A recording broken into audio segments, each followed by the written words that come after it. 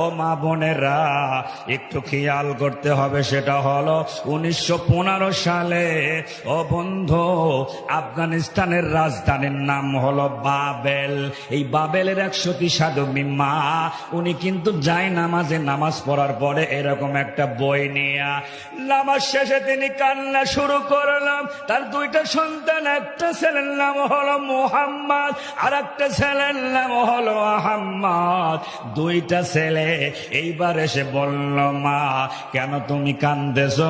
মা বলে না বাবারে বলি বলি করে বলে না, কিন্তু 2টা ছেলে বলতে লাগলো, মা গো না বললে কি করে বুঝবো? এইবার তখন বলতে লাগলেন, বাবা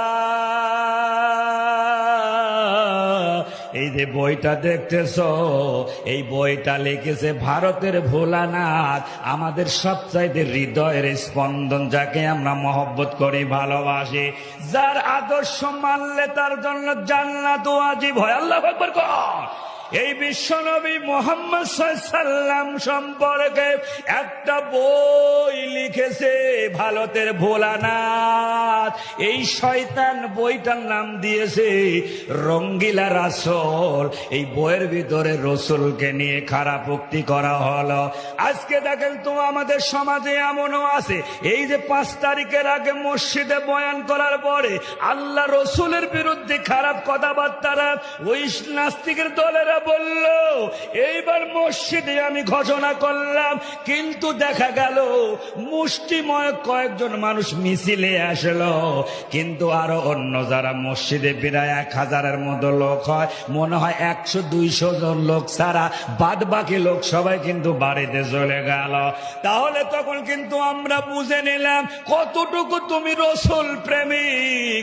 যদি জিলাপি আর খিচেড়ি পাওয়া যায় রে ভাই, লোকের অভাব হয় না। এই কথা কয় না, জোরে বলেন না ঠিক কিনা?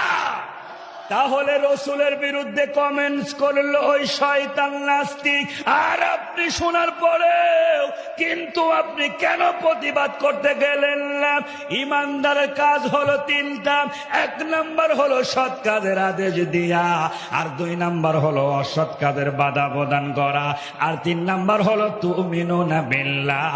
ইমানদারের দায়িত্ব হলো 3টা, কিন্তু আপনি সৎ কাজের আদেশ দিলেন না, অসৎ কাজের বাধা প্রদান করলেন না, আপনি কিন্তু ইমানদার দাবি করতে পারবেন না।